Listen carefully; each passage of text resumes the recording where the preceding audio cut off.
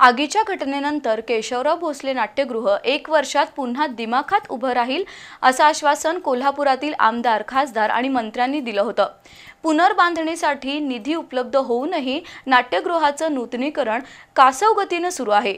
ठेकेदारांनी शब्द दिल्याप्रमाणे 27 मार्च 2026 रोजी नाट्यगृहाचं काम पूर्ण झालं नाही तर जनआंदोलन उभारण्याचा इशारा बी वॉर्ड अन्याय निवारण कृती समितीने दिलाय।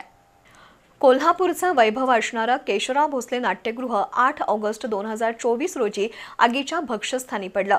त्यानंतर कोल्हापुरातील आमदार, खासदार आणि मंत्र्यांनी केशवराव भोसले नाट्यगृह 1 वर्षात पुन्हा दिमाखानं उभं राहील असं आश्वासन कोल्हापूरकरांना दिलं होतं। परंतु वर्षाचा कालावधी लोटून गेला तरी केशवराव भोसले नाट्यगृहाच्या पुनर्बांधणीचं काम संथ गतीनं सुरू आहे। नाट्यगृहाच्या कामात कोणतीही लक्षणीय सुधारणा दिसत नाही असा आरोप बी वॉर्ड अन्याय निवारण कृती समितीनं केलाय। या कामाबाबत रंगकर्मी आणि नाट्यगृहाचे ठेकेदार यांच्यामध्ये संघर्ष होतोय। त्यामुळे 27 मार्च म्हणजेच जागतिक रंगभूमी दिनादिवशी या ठिकाणी नाट्यप्रयोग होईल असं ठेकेदारानं रंगकर्मींना दिलेलं आश्वासन पूर्ण करण्यासाठी नाट्यगृहाची उभारणी युद्ध पातळीवर होणं गरजेचं आहे।